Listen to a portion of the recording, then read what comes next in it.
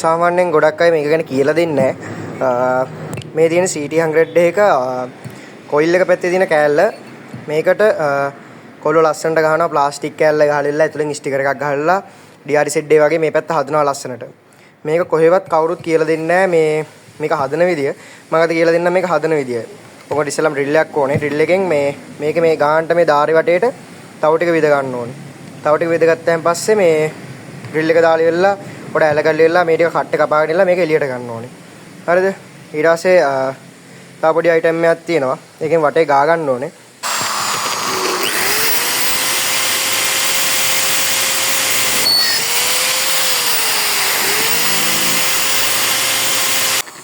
මේ විදිහට තව ටික ගහගත්තාන් පස්සේ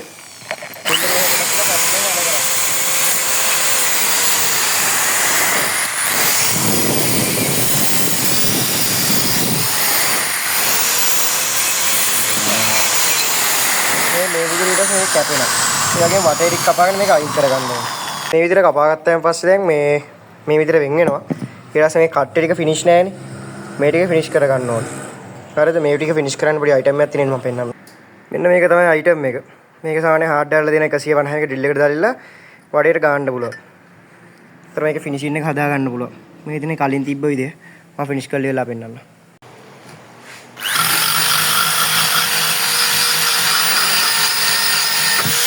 ඔක්කොම ටික ෆිනිෂ් කරගත්තාම පස්සේ මේ වගේ ෆිනිෂ් එකක් තමයි ආවේ. මෙන්න මේක යූස් කරා ඊට පස්සේ පොඩ වැලි කොලෙත් යූස් කරන්න උනා. මේ හොඳයි අන්තිම අවුට්පුට් එක ආවේ. මේ ගානටවත් ෆිනිෂ් කරගන්න ඕනේ. මොකද මේක ස්ටික් එක වැදුනේන් පස්සේ මේ ගොඩක් ඔය ෆිනිෂ් වුණ නැතුනට අවුලක් නැහැ. මේ ගානට වගේ මේ ඒක පේන්නේ නැහැ ස්ටික් එකෙන් පස්සේ.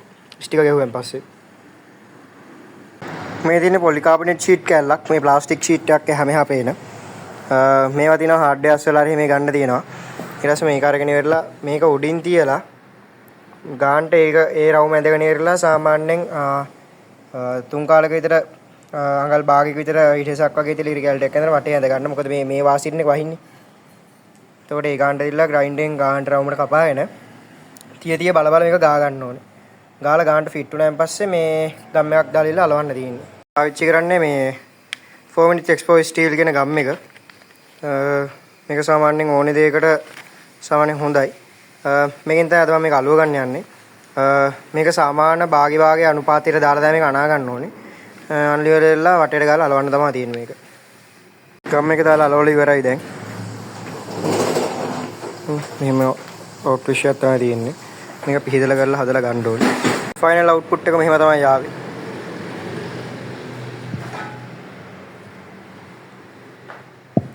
මේකෙත් කැමති ඩිසයින් එකක් ගහගෙන ඉවරලා ස්ටික් එක පැකින් එකට හොඳට ගම් ටිකක් දාලා පිළිවෙලකට අලවගෙන ෆිට කරන්න තියෙන්නේ.